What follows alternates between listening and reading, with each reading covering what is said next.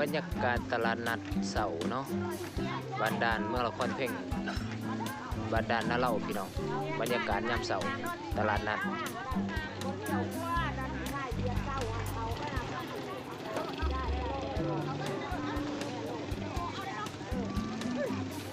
พี่น้องทราบบ้านด่านเฮากำลังออกมาเนาะซื้อเครื่องซื้อของ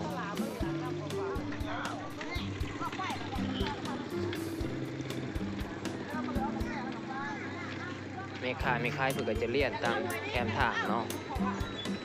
มีมักต้านเป็นมะขายไหมนี่มักต้านมังโม่เนาะผืนภาคมังใหม่พี่น้อง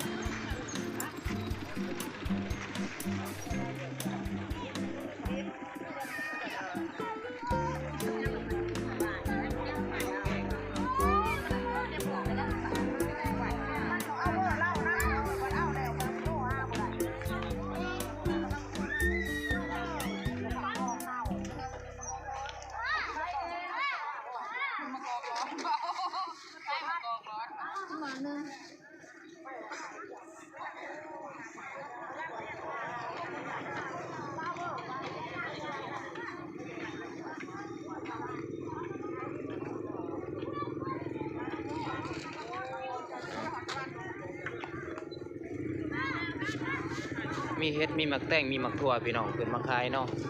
อาหารพื้นบ้านเฮาเนาะ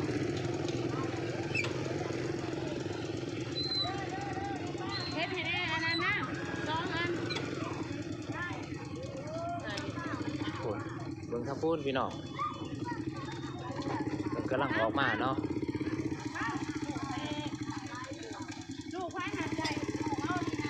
พี่น้องเขตในบ้านเฮากำลังออกมาสื่อเครื่องกินของใส่พี่น้องยังคือว่ามาหอดสีขาวเกศไม่ได้แหวนได้เด้อไปกันได้ไม่ต้องบอกแล้ว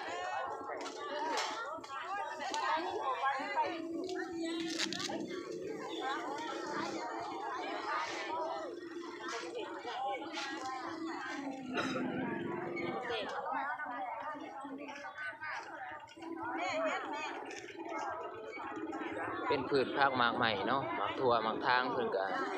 จะเลี้ยนขึ้นโต๊ะขาย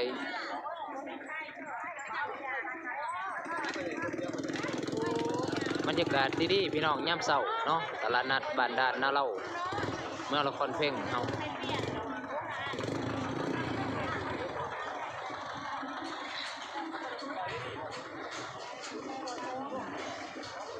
มาตลาดบางคนก็ขี่รถอีแตนมาบางคนก็ขี่รถยักษ์เนาะ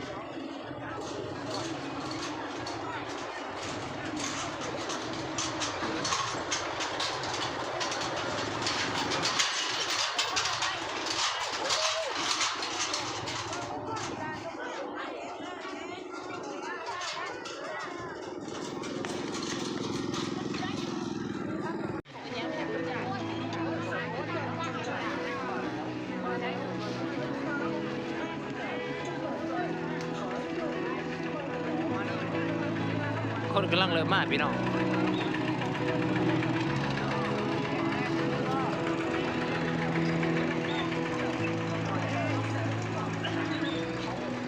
บรรยากาศยามเช้าๆพี่น้องตะเวนกำลังขึ้นเนาะที่บ้านด่านเฮาบ้านด่านนาเล่า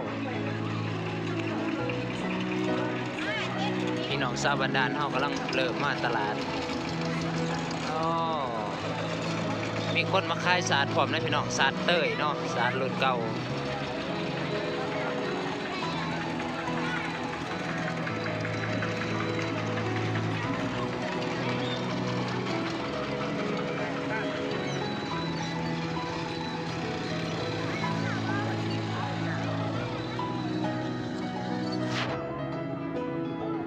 พลังก็มีนะพี่น้องพลังเพิ่นก็มาคือกันเนาะพลังเพิ่นก็มาตลาดคือเดียว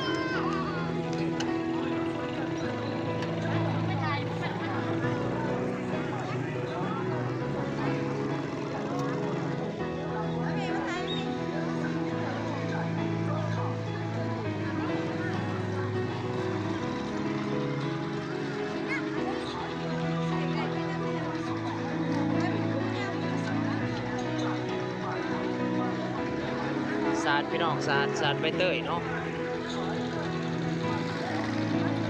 สัตว์ใบเตยเป็นสัตว์รุ่นเก่าพี่น้องรุ่นเต็มพ่อเต็มแม่น้องเพิ่นพาเฮ็ด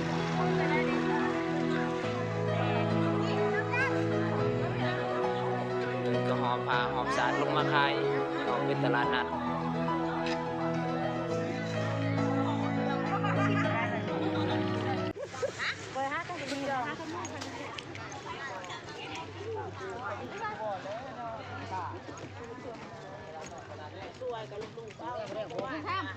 ป้ามีแต่ ไม่ได้ลุงใหม่ซ่องหน่อยเฮ้ย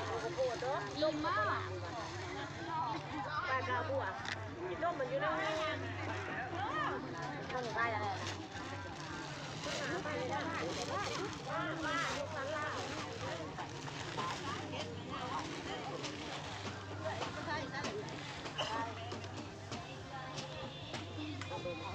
ไม่ละเอาใส่แต่ใส่ทำไรได้เป็นประมาณแป้งเนาะม่วงไปละม่วงคอยนี่แป้งไม่ได้มันเป็นตัวทานเขาเองมันได้มันกระโพดเด้อมันกระโพดเด้อ5,000เด้อ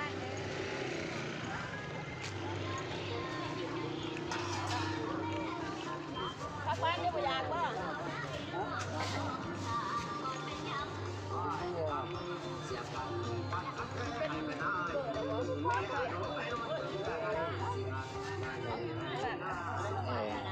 แม่ค้าเพิ่นเนาะ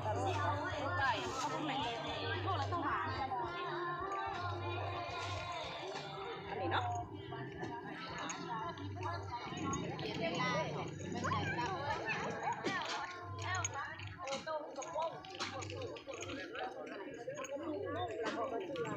โอ้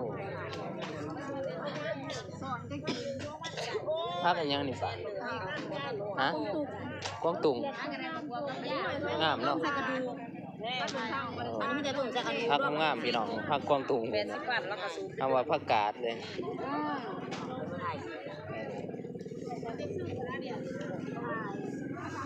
มึงอยากเอามาขายเอาเมื่อกับกินเบิดบ่ได้น่ะเอา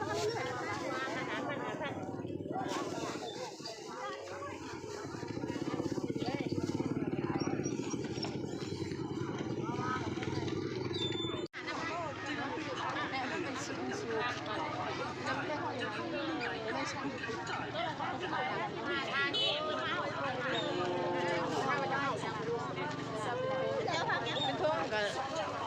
สิก็โลซิปเพื่อนแฟนเอาไปใส่ตัวนี้กว่าแล้วไปทุ่งก็เอาโจมาใส่ โอ้หมักตันเป็นมีแต่น้อยงามพี่น้องเพิ่งเพิ่นซ้อมขายสบายดีโอ้เก่งเนาะถ่ายเด้อแม่นเพิ่นสร้างเจาะเพิ่นก็มีต่างหาก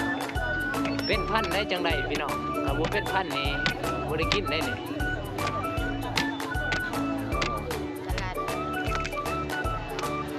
ตลาดบันดาลนาเล่าเฮาพี่น้องเริ่มเพิ่นซ้อมแล้วนี่โอ้เป็นตาแซ่บแล้วพี่น้องเนาะเป็นผ้าได้จังไดกิน น้ำเจ้ากันหน่วยเป็นไงน้ำเจ้าได้ลูกหลาน เพิ่นเอามาเป็นรถ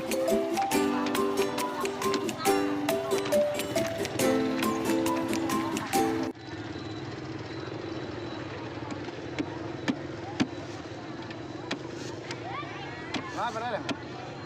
นี่คนเอาคิดคนเอาคือ เอาก่อนบ่เอาไหมไปทางล่างก็ได้เพิ่นเอาก่อนเด้อ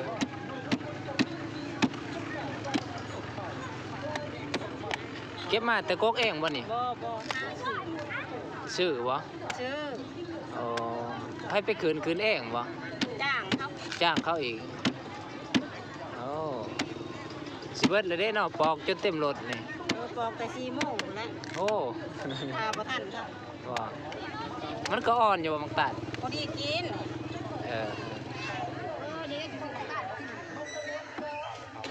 เป็นมืออาชีพปอกมักตัดเลยพี่น้อง เ ปอกเก่งฝนเพิ่นเอามาเต็มรถยังเหลือแต่เท่านี้เนาะนี่นี่กาบมัน เอาเนี่ยได้10,000เด้อ ยังเป็นหน่วยแบบนี้